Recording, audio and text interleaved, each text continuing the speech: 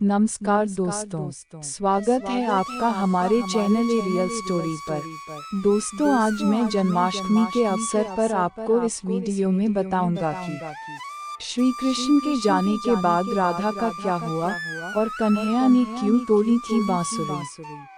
तो आइए जानते हैं। जब कभी प्रेम और त्याग की बात की जाती है तो कृष्ण और राधा का नाम सबसे पहले आता है।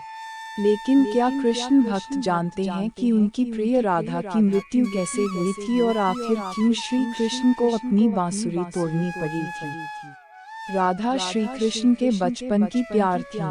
श्री कृष्ण जब 8 साल के थे तब से दोनों के बीच प्रेम था। राधा श्री कृष्ण के दैवीय गुणों से परिचित थी। उन्होंने जिंदगी भर अपने मन में प्रेम की स्मृतियों को बनाए रखा। यही दोनों के रिश्ते की सबसे बड़ी खूबसूरती है। श्री कृष्ण को केवल 2 ही चीजें सबसे ज्यादा प्रिय थीं। ये दोनों चीजें भी आपस में एक दूसरे से गहराई से जुड़ी हुई थीं, एक बांसुरी और दूसरी राधा। कृष्ण की बांसुरी की धुन ही थी जिससे राधा श्री कृष्ण की तरफ खींची चली गई। राधा की वजह से श्री कृष्ण बांसुरी को हमेशा अपने पास ही रखते थे। भले ही श्री कृष्ण और राधा का मिलन ना हो सका, लेकिन उनकी बांसुरी उन्हें हमेशा एक सूत्र में बांधे रखा।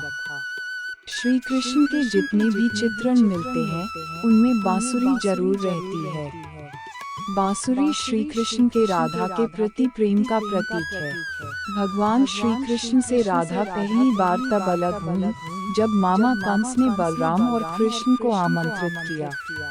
वृंदावन के लोग यह खबर सुनकर दुखी हो गए थे। मथुरा जाने से पहले श्री कृष्ण राधा से मिले थे। राधा कृष्ण के मन में चल रही हर गतिविधि को जानती थी। राधा को अलविदा कह कृष्ण उनसे दूर चले गए।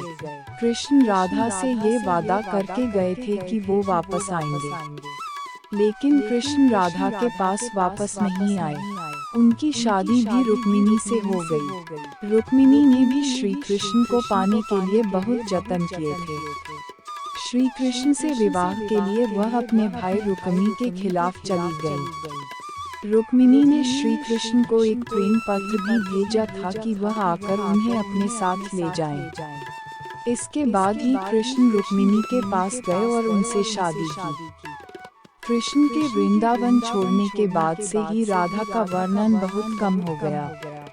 राधा और कृष्ण जब आखिरी बार मिले थे तो राधा ने कृष्ण से कहा था कि भले ही वो उनसे दूर जा रहे हैं, लेकिन मन से कृष्ण हमेशा उनके साथ ही रहेंगे। इसके बाद कृष्ण मथुरा गए और कंस और बाकी राक्षसों का वध किया।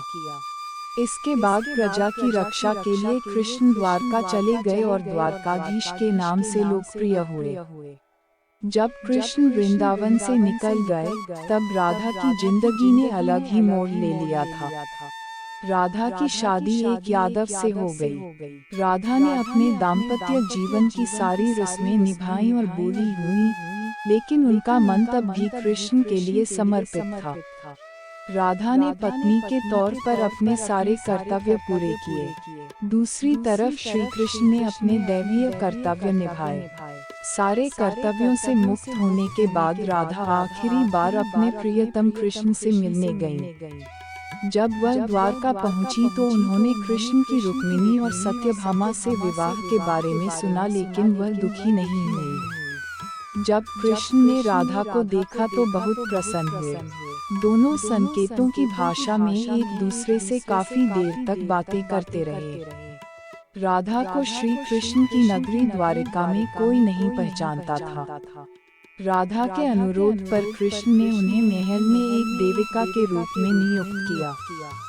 राधा दिन भर महल में रहती थी और महल से जुड़े कार्य देखती थी।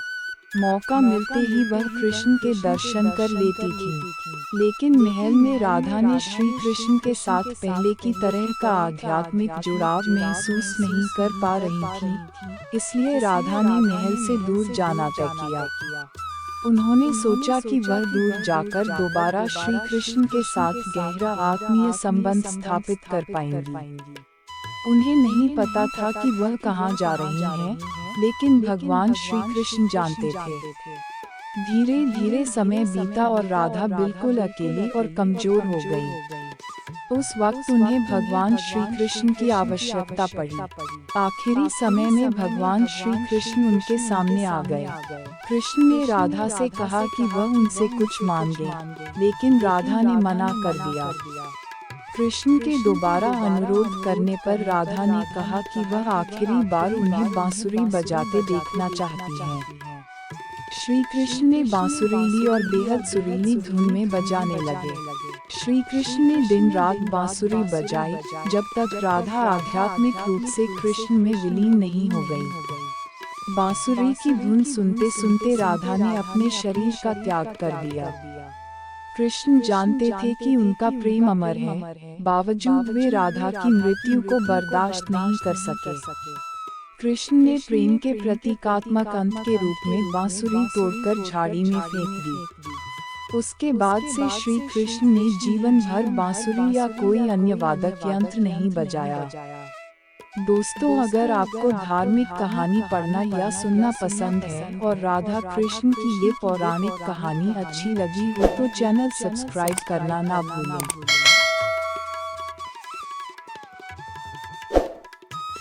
दोस्तों, यदि आपको ये कहानी पहले से पता था तो कमेंट बॉक्स में जरूर बताएं और वीडियो लाइक जरूर करें और साथ ही साथ अपने दोस्तों को ज्यादा से ज्यादा शेयर करें। जय श्री कृष्ण। राधे राधे।